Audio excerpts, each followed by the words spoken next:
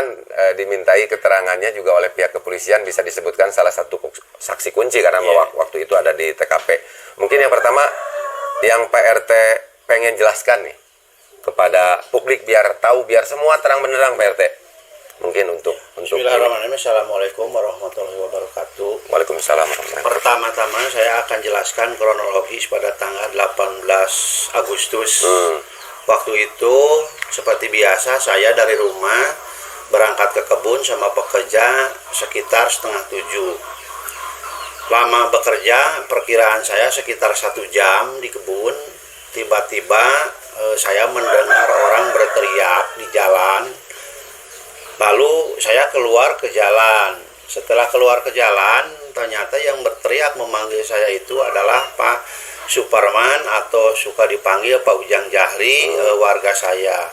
Dia berkata kepada saya, Pak RT, cepat tuh di rumah Pak Yosep banyak darah. Itu yang dia katakan kepada saya dengan teriakan cukup agak keras soalnya sambil bising kendaraan pasir. Setelah itu Pak Ujang sama warga berangkat lewat jalan.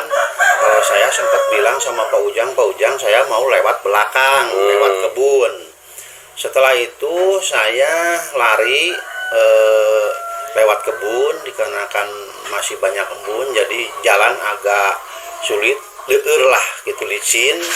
Nah setelah itu saya sampai di rumah Pak Yosep itu dari samping sebelah timur rumah Pak Yosep.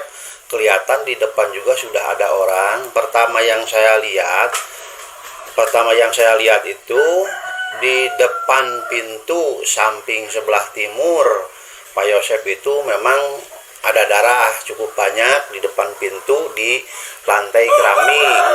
Setelah saya perhatikan sebentar, ada arah seperti gusuran atau tarikan benda apa itu mengarah ke garasi, dan ada bersak darah sedikit-sedikit waktu itu. Lalu sambil saya bilang astagfirullahaladzim, saya lalu berlari ke depan karena di samping itu terhalang sama gerasi. Ke samping gerasi lari ke depan. Di depan Pak Ujang sudah ada di pinggir jalan. Lalu saya masuk ke halaman. Kebetulan di halaman juga ada 2 warga saya, yaitu Pak Gogo sama Pak Dadar. Nah waktu itu saya tengok-tengok ke bawah mobil. Jarak saya ke mobil kurang lebih sekitar 2 meter. Nengok di bawah, kelihatan di belakang mobil Alphard hitam itu ada genangan air dan bercampur darah kelihatan sepintas dari depan. Nah setelah itu tiba-tiba saya ditepuk sama warga saya Pak Dadar. Pak RT, coba tuh lihat di dalam mobil ada kaki.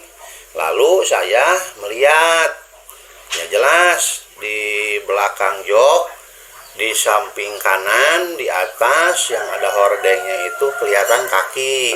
Nggak tahu itu kaki siapa, cuman kelihatannya itu kaki sudah agak kaku, kelihatannya nggak bergerak. Setelah itu lalu anak-anak suruh mundur ke bawah.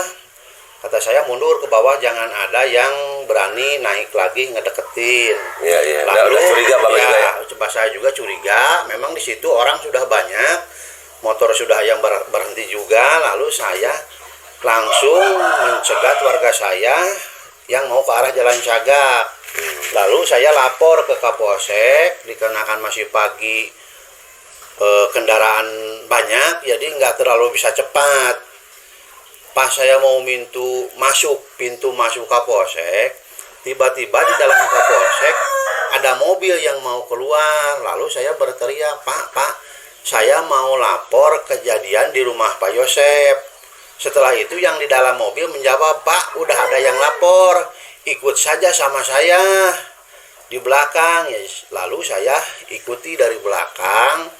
Sampai di TKP itu orang sudah banyak, sudah penuh di pinggir jalan, sampai agak macet. Lalu saya disuruh bantu-bantu pasang garis polisi sama Kapolsek. Ya. Polisi langsung pada masuk ke dalam. Setelah selesai pemasangan garis polisi, saya mau keluar dari halaman rumah.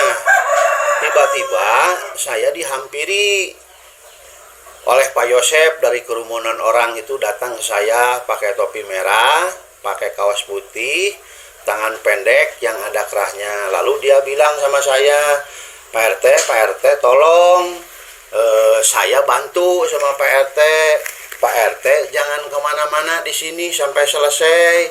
Saya mau menenangkan diri, bilang Pak Yosep kepada saya seperti itu.